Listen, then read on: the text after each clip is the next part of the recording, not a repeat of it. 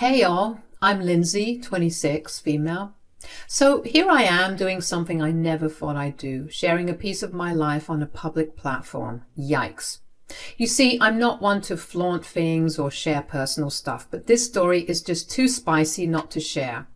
Plus, I don't have many close friends to vent to, so here goes nothing. Let me get a few things straight before I dive into the meat and potatoes of this crazy experience. First, I've changed everyone's names in this story because, well, I don't want anyone potentially tracking me down and exposing me to the wrong people. You can't be too careful these days, especially when you're someone like me. You see, I grew up swimming in money, and I'm not going to lie, I was used to it. But don't get me wrong, I'm not some spoiled prissy brat. The reason I was able to live in luxury and have anything and everything I wanted was because of my dad, Austin, 60, male. He was and still is all about saving money. My dad's frugal behavior is one for the books. He always taught me the value and importance of money. I still remember his words like they were yesterday. The difference between billionaires and millionaires is that we don't spend all willy-nilly. We actually invest and save our money. They can buy yachts, and we can buy the oceans their yachts are on. I didn't even know classism existed amongst the 1%, but apparently it's a thing, LOL. And if it hasn't been clear already, my dad is a billionaire, and I am a billionaire. So despite my upbringing, I'm not the kind of person who shows off. You wouldn't even guess that I have money in the first place, let alone billions of it.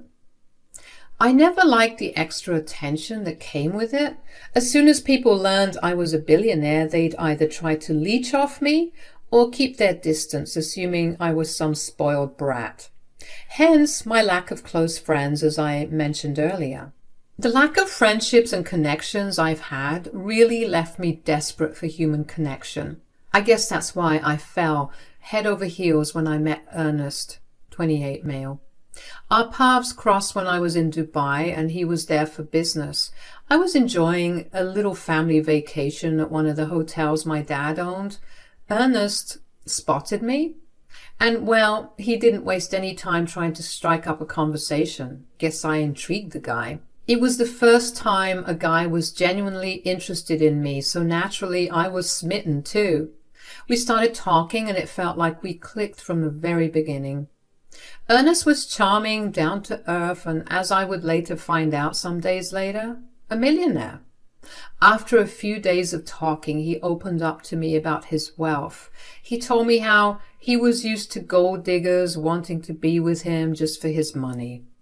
You know, you're one of the good ones. God, I never thought I'd be able to find someone like you, but yet here you are. You're so down to earth and you're not pretentious, and I'll admit, I was a bit scared to tell you that I'm a millionaire so soon, but I can't help it. You're perfect, and I really feel like fate brought us together. You probably have never seen $1 million in your life, so you're so humble and sweet, and I could marry you right now. You can probably guess where this is going. I decided to lie. I confirmed his obviously wrong conclusions about me, that I was just from your stereotypical middle-class suburban family back home in the States. I even made up a story about winning this vacation through a university trip. Now, I know I was wrong for lying to this man, I'll admit it, but could you blame me? I was so desperate for love, and I was so scared of losing someone who would actually love me for me. Besides, he was a millionaire, so he understood money and the importance of it, or so I thought. So the difference between us wasn't going to be too bad when he eventually found out that I was a billionaire. I decided to keep up with this charade for a little while longer, just so that he wouldn't leave me as soon as he heard I was a billionaire, because I was scared that the tables would turn and he would turn into the gold digger, or even worse, dump me because he couldn't handle or keep up with me. Shout out to the fragility of the male ego. Plus, I wanted him to like me, you all, and he just couldn't stop gushing about how much he loved, how simple and manageable, his words, I was. Now, at the time, I didn't think much of what he was saying, but oh boy, they'd come back to haunt me later. But I'm getting ahead of myself. So Ernest and I started dating, and for a while everything was great. But deep down, I felt guilty for not being honest with him about my true wealth. So Ernest and I eventually returned to the States, and we decided to keep in touch. Things were going so well, and I was having the time of my life, but there was this nagging guilt that I couldn't shake. I knew I had to reveal the truth to Ernest, but every time I thought about it, I'd get cold feet. Months went by, and I still hadn't told him the truth. Meanwhile, Ernest was happier than ever, thinking he'd found the perfect future wife. But I couldn't keep up the facade forever. It was becoming more and more challenging. I even went as far as buying a house that looked pretty basic and middle class and hiring actors to pretend to be my family members because I hadn't told my father about this relationship. I knew he'd be furious once he found out, and sure enough, he did. One night after a dinner date in the Sky, Ernest made a comment that caught me off guard. "You know, you blow my mind every day." How? "We just had dinner in the Sky, Lindsay. People don't normally do that sort of thing." "Oh, yeah, I suppose not." "But you're so calm and laid back. It's like you're not impressed." "Oh, no, I am. Of course I am. Thank you for the lovely date. No, trust me, it's a good thing. It's refreshing. I've told you how much I adore your simplicity. It's a nice change of pace. I mean, my dates are normally starstruck, leaving their jaws on the floor whenever we go to the Eiffel Tower for dinner, or when we go ballroom dancing, or go to art auctions, or fly to Prague just to get those delicious pastries, or heck, even having a little trip on a small basic yacht. It's embarrassing. But you know how to act. You're never like that. You're so calm about everything. You never take advantage of me or act bougie or pretentious, and I love that about you." "Thanks, babe." What he didn't know was that I'd done all those things before the age of 10, so I was pretty used to it. But of course, I didn't let on. Then, right at that helipad, he got down on one knee and proposed to me. I was gagged, floored even. And what shocked me even more was that I immediately said yes. The next morning I woke up to a very angry text from my father demanding that I meet him immediately. I had to take a private jet to Cuba that very day to meet him. When I arrived, he was beyond furious. He started reading an article online about how Ernest, a very well-known and established millionaire businessman, was getting married to a mystery woman that nobody knew about. Dad read a direct quote from the article where Ernest said, "I would like to keep my wife's identity private, but just know we are very happy and beyond ecstatic to see where this goes." "How the heck did you know it was me?"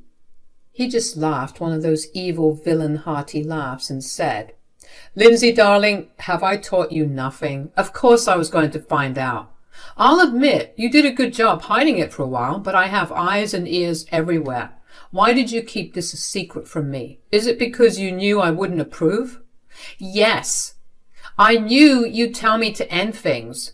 "Well, you're right. I want you to end it immediately. We'll buy their silence. It's okay." "No, Dad.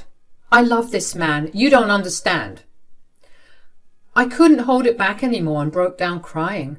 I spilled my heart out, telling him everything, how we met, how much I loved Ernest, and how I was willing to make things work between us.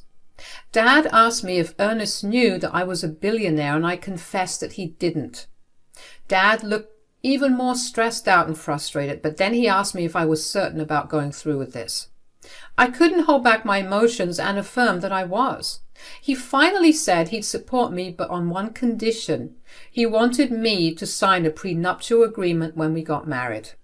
So several months went by, and the wedding preparations were in full swing. Ernest's mom, Myrtle, 57, female, and I hadn't spent any time together before this, mostly because Ernest didn't bring his dates home that often unless it was something serious. Myrtle knew that I had to be someone special for her son to bring me home, let alone marry me. Ernest had told me that his mother was ecstatic to meet me. But when we first met, her initial happiness quickly transformed into complete disgust when she saw me. We had the dinner and Myrtle began grilling me about my life, but not in the typical I want to see if you're good for my son kind of way. It was more like, are you bougie enough to fit in with us and our brand? So, why is it you decided to dress this way tonight? Didn't you know we were having dinner? Mom, relax. I'm just asking. I think we need to call your stylist because this won't cut it, sweetie. As the dinner went on, Myrtle's disapproval of me became even more apparent. She kept nagging me, asking me if I had what it takes and telling me that I should do better for my man. This made me furious because I was proud of the way I looked and who I was. When the dinner finally ended, Ernest revealed to me that his mother didn't really like me. No surprise there. He explained that Myrtle was accustomed to a lavish lifestyle and preferred flashy things. Seeing someone like me wasn't what she had envisioned for her son. But he assured me that everything would be okay once we got married because then Myrtle would see that Ernest was genuinely in love with me. And despite the challenges and the lies, I was determined to make this work and prove that our love was stronger than any preconceived notions. The big day came and Ernest brought up the idea of a prenup the night before. And before you start, I know all that crap about how it's bad luck to see your man the night before the wedding, and maybe you're right, because with the way the story ends, I definitely got some bad juju for not listening to that stupid tradition. Anyways, like I was saying, Ernest brought up signing a prenup. I was low-key grateful for him saying it before I got the chance to say it, because I bet he would have found it super suspicious for me to want a prenup in the first place. It was definitely better for him to suggest it, and then we moved forward. So when he said it, I just agreed. As you can imagine, Ernest was over the moon, thinking I was certainly the one because I went along with the prenup so easily and without any pushback. He saw it as the ultimate test to check if I was genuinely committed or just after his money. The wedding was simple and nice, just what I wanted. I didn't want anything flashy that would give away my family's wealth. Myrtle, of course, wasn't thrilled about the modest celebration. She had hoped for something huge and grand, but Ernest didn't care about that. He said he was just eager to marry me quickly, believing he found the perfect wife. On our wedding night, Ernest spilled the beans that he bought a mansion in a new neighborhood and we were going to spend the rest of our lives there.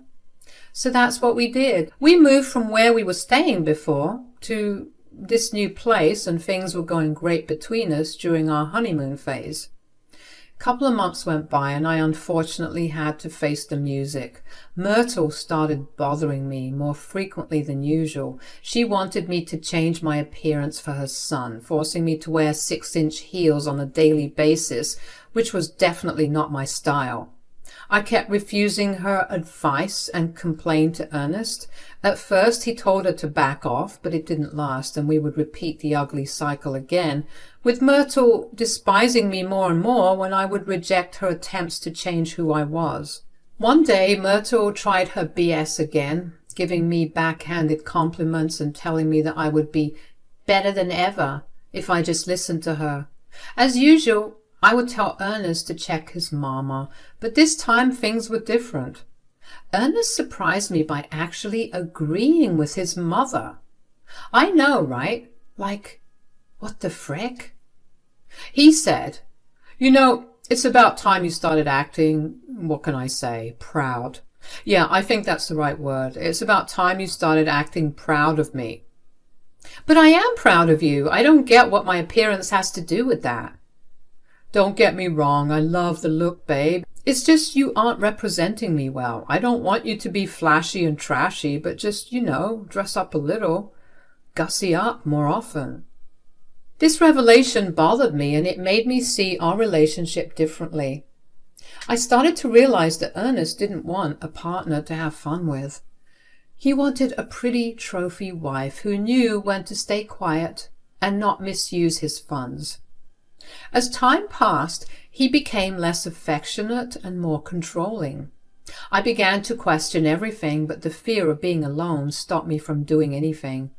I thought I could handle staying with him even though our relationship was losing its warmth and he was becoming more controlling. One day I accidentally stumbled upon Ernest's text where he and his mom were gossiping about me. They were saying I wasn't the right fit for him and I was the opposite of a millionaire's wife. There was even one comment that said I looked too poor to even be considered middle class, and I'll admit that one stung a little. But what hurt me most was that Ernest was actually part of this bullying crap. It was clear to me that Ernest was determined to mold me into something more appealing. Seeing those texts was a major turn-off, and I started treating him coldly, which made him act feistier and more resentful because he didn't know that I knew that he was talking smack about me. As I distanced myself more and more, Ernest got shouty, demanding my submission and throwing my middle-class status in my face. According to him, I knew nothing about the life of a millionaire, and he insisted I listen to him if I wanted to survive in his world. If only he knew people like me could eat people like him for breakfast. Feeling trapped, I desperately wanted the old Ernest to come back, to love me fully like I knew he could. But that wasn't happening. He was too far gone in his quest for a perfect Barbie doll wife, and Myrtle wasn't making things any better either. She started openly insulting me, questioning why her son would ever marry someone like me.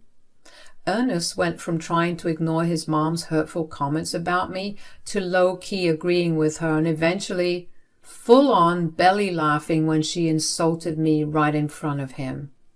"Lindsay, dear, why on earth did you choose that dress? It makes you look like a frumpy school teacher. God." "Yeah, Lindsay, I probably shouldn't say this, but why don't you try dressing more like my mom?" "You know what? You're right. You should have kept that to yourself." "No, he has a point, dear. It's embarrassing." "Whatever, Myrtle. And your hair, darling, it's so plain. You really should do something with it. Maybe hire a stylist for once. I mean, you have the money now. There are certainly no excuses." "Mom's got a point, you know. A little glam won't hurt." "Honestly, Ernest, I can't fathom why you married her. You could have had any woman in the world, someone with a bit more flair."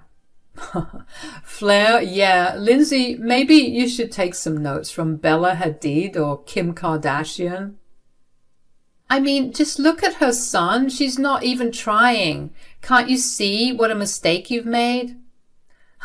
"Mom, you're too much. But seriously, Lindsay, you should definitely consider a makeover. Spice things up a bit."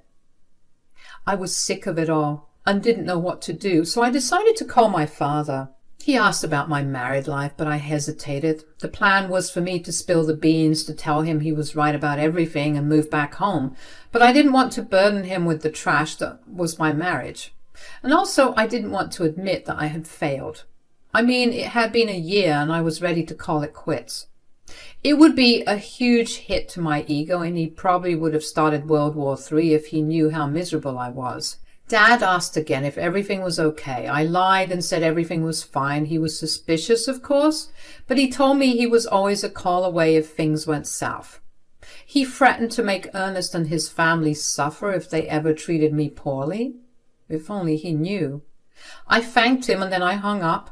I felt like I owed it to myself and my dad to try, so I decided to start trying harder to please Ernest and Myrtle, thinking maybe, just maybe, I'd get their approval if I obeyed their wishes. In just a month, I transformed myself to fit the mold of those bougie housewives from TV, all the while still trying to be quiet and demure, as Myrtle would say all the time. I was like a sexy little mouse, honestly. I was sure that these two would finally appreciate me and care for me. When I tell you I had a complete makeover, I'm saying I was looking like I could live in the hills. You'd think this would finally please Ernest and Myrtle, but nope. Not a nod of acknowledgement for all the efforts I put into changing myself physically and socially. They just found more ways to tear me down, and I couldn't figure out why they were still being so mean. One day during Myrtle's usual weekly visits to see her son and I guess continue her insult parade, I snapped. I yelled at Ernest and Myrtle, calling them heartless and unreasonable for the crap they were pulling me through. And then Myrtle started shouting back, telling me she never liked me and wished something tragic could happen to get me out of their lives forever. Since we're laying our cards on the table, Lindsay, I've always despised you. You're so annoying and your poorness makes me sick. I literally haven't done anything to make you hate me. I'm sorry you're a miserable bigot and you have about as much emotional intelligence as Hitler. Hitler? That's it? Ernest, I'm kicking your wife out of this house. Even the maid's bathroom is worth more than this worthless cockroach. Excuse me? Did you say you're kicking me out? Yep, and Ernest isn't opposed to it one bit, are you, Ernest? I think everyone needs a little space. See? He agrees with me. This isn't some charity case, okay? People like you can't be here. Then she went to the window and pointed at a huge mansion that was recently renovated across the road and said, "If you want, you can go and ask them for help. Seems like they have more than enough money to go around, so they'll happily donate you some money since you're poor, ugly, and desperate. Nobody wants you here. So you need to go right now. Go and grovel and beg people for help and money, since that's where you belong." After Myrtle finished her insult marathon, telling me to go beg the people in the big mansion for help, that's when I smirked and spilled the tea. I revealed that they'd happily donate anything I asked for because, surprise, my dad owned that mansion. Myrtle and Ernest laughed, calling me crazy for such a wild claim. Myrtle spilled that some billionaire had recently bought and renovated the house for some reason, and that it was insulting to ever associate myself with the likes of him. I cut her off, showing a picture of me and my dad chilling on the beach, and their faces turned ghostly pale. "This is the guy you're talking about?" Myrtle finally gathered herself, asked how I knew this man and had a picture with him. "Oh, Myrtle, you poor pathetic woman, you don't know what you've just done." I dropped the bomb, confessing I was Austin's daughter and a billionaire. Myrtle started crazy laughing. She was in denial, so I couldn't really blame her, but Ernest looked pissed. He started cursing and saying that there was no way Austin was my dad. So guess what I did, you all? I strolled right down to that mansion across the street, called my dad out, and he emerged after a couple of minutes, looking a bit embarrassed. "How did you figure it out, kiddo?" I found it odd how there was some billionaire who had randomly decided to renovate this perfectly good mansion with all of the things my dad seemed to like a tennis court, golf course. It was crazy to me. At first I thought it couldn't be you. You're way too frugal for that. But then I remembered that you're also crazy and crazy rich, so you can do whatever you want. Also, you're not the only one who has friends in high places, so I knew it was you. "Well played, kiddo, well played. I guess you are my daughter after all, so your being smart was just bound to happen. I just wanted to make sure my baby girl was all right. I knew you were lying when you talked a month ago, so I just had to come here and keep an eye on you. But of course I had to add a little taste to this godforsaken place. And in the span of 2 weeks, no less? Sounds like a very Austin thing to do. You know that I'll combust if I don't play tennis or golf. I was planning on staking out here for a while, so I had to make myself comfortable." Ernest and Myrtle were left outside their home, their faces a mix of disbelief and shock, like they'd just seen Jesus walking by. I shot them a cheeky flip-off before sauntering into the mansion to have a cozy chat with my father. Dad wasn't wasting any time. He demanded the lowdown right then and there, and I spilled the beans on how I'd been treated like garbage during the past year, all because I thought I was in love. He let me drone on and on about how I tried my best with them, and without saying a word, Dad marched up to Myrtle and Ernest, who was still standing outside. I watched from the window. I couldn't hear the specifics, obviously, but I knew Dad was throwing around some serious threats. Ernest hit his knees. Myrtle started crying, hunching over her son like she just witnessed the apocalypse. She started shouting how sorry she was and saying that she wanted to come over to me and apologize, but my dad told her to stay in her lane. I could now hear some parts of the conversation because I stepped outside to get a better look, and Dad was marching his way back over. I could hear her say, "Oh, God, I'm so sorry, Lindsay. I'm so sorry." I'm still trying to get my dad to tell me what he told them to make them crumble so fast, but my dad told me that he'd never tell. Spooky, I know. But all I cared about was that the mission was accomplished. I was no longer tied to those awful people. And what's worse, they were embarrassed and scared. And let me tell you, there's no better revenge.